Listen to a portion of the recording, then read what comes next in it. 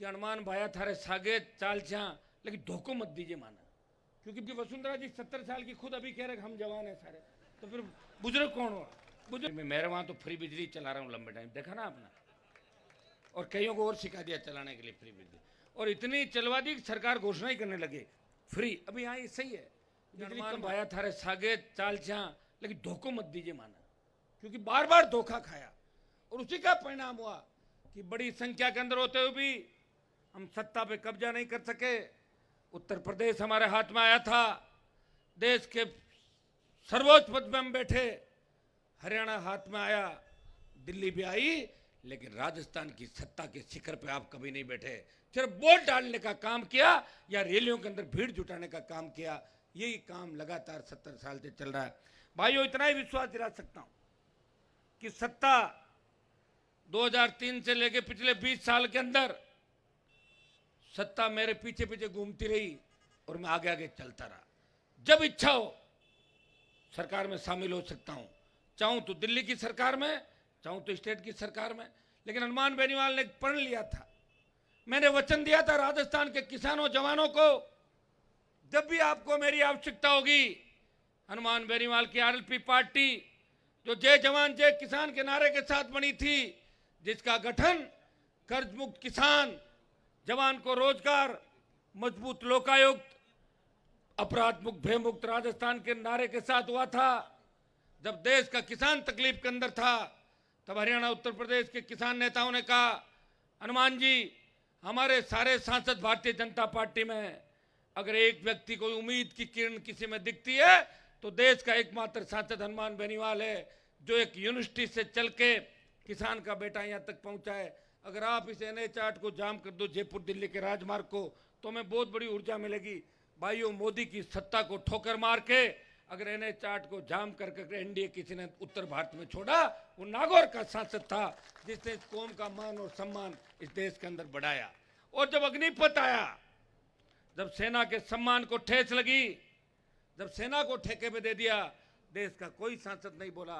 लोकसभा के अंदर और जोधपुर में 2 लाख जवानों की रैली करके प्रधानमंत्री को अगर चुनौती दी, तो नागौर के सांसद ने कहा, प्रधानमंत्री जी, हम उस कौम से आते हैं जिस कौम ने कई बार दिल्ली का तख्त बदल दिया, इसलिए हमसे मत टकराओ। और ये उसी का परिणाम था कि 25% अग्निवीरों को पहले कहते थे हम भर्ती करेंगे, बाकी वापस जाएंगे, और हम यह कह रहे थे कि अग्निवीर की ट्रेनिंग ले हुआ अगर 75% वापस आएगा, वो अलगाववाद पैदा करेगा देश के अंदर। वो पैरामिलिट्री फोर्स जहां अंदरूनी हिंसा के लिए रहती है, वो पैरामिलिट्री फोर्स मिलिट्री की ट्रेनिंग के आदमी के सामने टिक नहीं पाएगी। भाइयों, इस दबाव का परिणाम यह हुआ कि 50% पे आ गए, कि 50% को वहीं शिफ्ट कर देंगे। मैं आपको विश्वास दिलाता हूं, एक हुंकार आप भरोगे और 2 लाख की संख्या में दिल्ली की तरफ चलोगे, तो जिस तरह प्रधानमंत्री ने 3 कृषि बिल वापस लिए, अग्निपथ भी वापस लेना पड़ेगा, यह मैं आपको विश्वास दिलाता हूं। और ये लड़ाई कोई नहीं लड़ सकता। लड़ाई लड़ने के लिए इस मंच पे बैठे लोग ही आपको नजर आएंगे। मैंने देखा है, सारा इलाका जब दिल्ली गया तो एक चीज मलिक साहब मैंने सीखी कि देश के किन नेताओं में दम है और किन में दम नहीं है, उसको नजदीकी से लोकसभा के अंदर किसी ने देखा, तो नागौर के सांसद ने देखा। अगर मैं MP नहीं बनता तो मुझे इन बातों का पता नहीं लगता। MP बन के वापिस आ रहा हूँ आपके बीच, क्योंकि मुझे लग रहा है कि आपका मेरे बिना मन नहीं लग रहा, मेरा भी विधानसभा बिना मन नहीं लग रहा। तो मैं एक बार भी पहले विधानसभा के चुनाव के अंदर आऊँगा आपके बीच, और मुझे पूरा भरोसा है इस बार राजस्थान के अंदर जिस तरह नौजवानों ने करवट बदली है, 50 लाख से लेके 80 लाख के लगभग नया वोट जुड़ जाएगा जब तक अक्टूबर आएगा। और ये नया वोट इस बार परिवर्तन के नाम का होगा, नया वोट भय मुक्त भ्रष्टाचार मुक्त राजस्थान के नाम का होगा। यह आंधी नहीं चलेगी भारतीय जनता पार्टी की। पहले जिस तरह लोग पहले ही तय कर लेते थे कि इस बार इस पार्टी को मारना है और इस बार इस पार्टी को मारना है, ये भाइयों आंधी 18 में नहीं चली थी, लेकिन 18 के अंदर हनुमान बेनीवाल ने आप सबकी चिंता करी थी। मैंने कहा मेरी वजह से कोई मेरा व्यक्ति हार गया तो मुझे लोग कहेंगे कि एक हनुमान आया था जिसने पार्टी बनाई और नाश कर दिया, इसलिए मैंने आप सबकी चिंता की और मैंने मेरी पार्टी की और मेरी कुर्बानी दी। लेकिन 23 के अंदर अब ये कुर्बानी राजस्थान के लिए जाएगी। अब ये कुर्बानी इस राजस्थान को बचाने के लिए देंगे। इसलिए इस बार राष्ट्रीय लोकतांत्रिक पार्टी तमाम सीटों में राजस्थान से चुनाव लड़ेगी, यहां से भी चुनाव लड़ेगी। ये घोषणा आपके बीच करके जा रहा हूं, क्योंकि पार्टी कोई सजाने के लिए थोड़ी बनाई है, तो चुनाव लड़ने के लिए बनाई है। शुरुआत थी, हो गई मदद, कहीं किसी की, चलता रहता है। हम भी मदद से यहाँ तक पहुँचे, कभी किसी ने मदद की, कभी किसी ने की। लेकिन अब आवश्यकता है हमें ऐसे राजस्थान के निर्माण की कि हमारी बहन बेटियां रात को सड़क पर निकले, मजा ले, कोई सामने देख ले, वो इस तरह निकले रात को 12 बजे जैसे घर के आंगन के अंदर खेल रही हो। एक अपराध मुक्त राजस्थान हो, बेमुक्त, भ्रष्टाचार मुक्त राजस्थान हो। आज बेरोजगार से तंग आके जिस तरह नशे का कारोबार राजस्थान के अंदर फैल रहा है, पहले तो हरियाणा की दारू गुजरात जाती थी, तब सिर्फ शराब का कारोबार ही था। अब नए नए नशे आ गए, एमडी, इसमें पता नहीं कौन कौन से नशे हो गए, और ये नौजवानों को पता ही नहीं चलता। मैं तो कई जगह देखता हूँ, एक जगह मैं गया, हमारी गाड़ियाँ जा रही थी और एक गाड़ी वाला इस तरह पलटी खाई उसने, तो जाके देखा बच गया भगवान की कृपा से। तो उसको लाए, पता क्या क्या करके चला रहा था, बोले साहब इसने एमडी का सेवन कर रखा था। एमडी का सेवन करने में पता नहीं चलता, वो 200 की स्पीड से चलता है, तो अगले को मार देता है और खुद मरता है। तो हमें इसको रोकना होगा। कैसे रुकेगा? जवानों के पास कोई काम नहीं, बेरोजगारी, 4 लाख खाली पद, बेरोजगारी भत्ते की बात करो, कौन सा बेरोजगारी भत्ता मिला मुझे बताओ आप। ये जो गठबंधन की सरकारें राजस्थान में रही, ये 25 साल जो आपने देखे, कोई एक पार्टी दोषी नहीं है। दोनों पार्टियां के साथ वो प्रमुख लोग, सत्ता जिनके हाथ में रही, अगर वो चाहते योजनाएं लागू हो जाती है, और नहीं चाहते तो आप सारा काम देख रहे हो कैसे चल रहा है राजस्थान के अंदर। और भाइयों, अब तो अपन हर चीज में मांग करते हैं कि सीबीआई जांच करो, सीबीआई जांच करो, ईडी की जांच करो। अब तो सीबीआई और ईडी का दुरुपयोग कैसे हो रहा है देश के अंदर, आपने देखा होगा। किस तरह सीबीआई का नोटिस भेज के जो पार्टी बदल ले और बीजेपी ज्वाइन कर ले, वो तो एकदम सही, उसको क्लीन चिट, और बीजेपी में नहीं है वो ईडी और सीबीआई उसको लेके जाएगी। ये देश के अंदर परंपरा बन गई, और ये दुरुपयोग को इन्होंने नहीं किया, पहले की सरकारों ने भी इस चीज का दुरुपयोग किया था। ये परंपरा चली देश के अंदर, इसलिए हमारे यहाँ माफिया पनप गया, बजरी माफिया, जिसकी जेब में कांग्रेस और भारतीय जनता पार्टी दोनों चली। वो बजरी माफिया जो सरकारों से बड़ा हो गया, जो समानांतर सरकार चला रहा है, इस तरह इनको कौन ठीक करेगा बताओ मुझे। एक व्यक्ति लड़ाई लड़ रहा है, प्रयास कर रहा है, और उसको आप मजबूती दें, यह सही है कि ये मारवाड़ जहां से अब आपका इलाका, ये शेखावाटी का इलाका है, आगे आप चलोगे तो लाडनू डीडवाना से लेके जब जैतारण जालोर तक जाएंगे तो नागौर, जोधपुर, बाड़मेर, जालोर, पाली, सिरोही, जैसलमेर के जो जिले हैं, मैं आपको इतना ही विश्वास दिला सकता हूं कि मैं शेखावाटी, गंगानगर, हनुमानगढ़, बीकानेर, अजमेर, भीलवाड़ा, बल्लभनगर तक जहां भी आरएलपी पार्टी ने अपनी लड़ाई लड़ी, मजबूती दिखाई, मैं आप सबकी मजबूती अलग रखता हूं। मुझे पता आप बहुत मजबूत हो, लेकिन अकेले मारवाड़ से जहां 43 सीट है, यह शेखावाटी अंचल है, यहां भी आपने आरएलपी को पिछली बार जब नई पार्टी थी, नीम का थाना और सिक्कर के अंदर 30,000 वोट डाले थे। यहां मैंने चुनाव नहीं लड़ाया था, आपको भी पता क्यों नहीं लड़ाया था। लेकिन मारवाड़ की जो 43 सीट है, उसके अंदर 40 सीट पे आरएलपी 1 नंबर और 2 नंबर पर रहेगी। भाइयों, अगर शेखावाटी के अंदर आप मजबूती दोगे, बीकानेर डिवीजन में मजबूती दोगे, तो वो दिन दूर नहीं जब राजस्थान की सत्ता पर आपका कब्जा होगा। और सत्ता पे कब्जा कौन करवाता है? आप लोग, मतदाता। जब मत डालता है, ये हनुमान बेनीवाल कैसे बना? वोट से बना। जो लोग नागौर के अंदर अपने घर से फरमान जारी करते थे, उन सबको घर बिठा दिया, घर भी बिठा दिया। और घर बैठने के बाद जब आए कि प्लीज बेटे को जिता दो, प्लीज, कोई मामा जी कह रहा, कोई चाचा जी कह रहा, जिता दिया। ये तो आदत है मेरी, मेरे से कोई मदद मांगना आता तो मजा आता है मुझे मदद करने के अंदर। लेकिन उनका फरमान वहीं रह गया। जो अपने नाम से, जो घरानों के नाम से राजनीति करते थे, जो वंशवाद के नाम से राजनीति राजस्थान में करते थे, जो कौम को जगह जगह ले जाके बेचते थे, उनको घर बिठा दिया। इसके अंदर हनुमान बेनीवाल का बलिदान 20 साल का है, कोई छोटा सा योग वो नहीं रहा। किस तरह परिस्थितियों से लड़ा, किस तरह प्रदेश के आकाओं से, मुख्यमंत्रियों से लड़ा, किस तरह देश के प्रधानमंत्री और गृह मंत्री से लड़ा, और किस तरह पार्टी बना के। भाइयों, जब नई पार्टियों की एक दिन सूची आई कि नई पार्टियों में चंदा आ रहा है, उनकी फाइल मंगाई, प्रधानमंत्री ने, लेकिन आरएलपी का नाम नहीं था उसके अंदर। आपको खुश होना चाहिए कि आपके नेता के पास कुछ भी नहीं।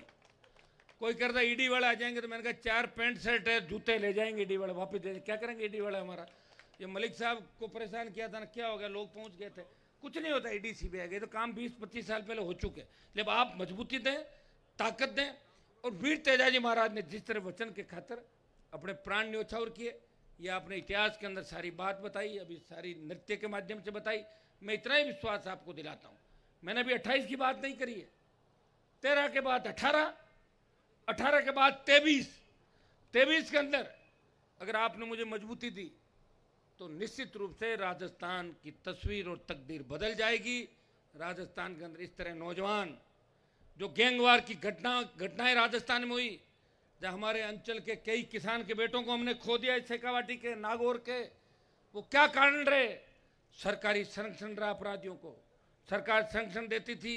उस वक्त एक ही व्यक्ति आपके लिए सड़क पे खड़ा रहता था, जान हथेली पे रख के, वो नागौर का सांसद था, पहले भी खड़ा था, आज भी खड़ा है, जो अकेला था, एक से कुनबा बढ़ाया, सांसद बना, 3 विधायक, 5 प्रधान और एक म्यूनसिपलिटी का चेयरमैन भी आप लोगों ने बनाया। मैं इतना ही विश्वास आपको दिलाता हूँ, राजनीति के अंदर सत्ता जब तक हाथ में नहीं होती तब तक आप बात कर सकते हो, सत्ता हाथ में जब आएगी, जब आप लोग तय कर लोगे कि हमें इस बार सत्ता पे कब्जा करना है। भाइयों, हर क्रांति का नायक नौजवान था। तांत्या टोपे मंगल पांडे से लेके भगत सिंह तक चलेंगे तो हर जगह नौजवानों ने क्रांति का नेतृत्व किया, और भगत सिंह की ललकार ने अंग्रेजों को भगा दिया। हमारे पास सबसे बड़ी ताकत जवानों की है, और राधे राम जी ने बताया कि जवान अगर साथ है तो हमारी हाँ में हाँ है, तो बुजुर्ग भी अपने साथ हो जाएंगे। वैसे बुजुर्ग कोई होता ही नहीं मलिक साहब, मैं तो बुजुर्ग किसी को नहीं मानता, क्योंकि वसुंधरा जी 70 साल की खुद अभी कह रहे हम जवान हैं सारे, तो फिर बुजुर्ग कौन हुआ? बुजुर्ग नहीं। बुजुर्ग का मुझे लग रहा है कि ये शब्द ही हटाना पड़ेगा, सारे ही जवान हैं। और ये भी सही है, राजा राम जी ने कहा कि आदमी बुढ़ा होता ही नहीं, अभी कहा था आपने, सही बात है। घोड़ा और आदमी, उसका मन हमेशा मजबूत होता है और मन हमेशा जवान होता है।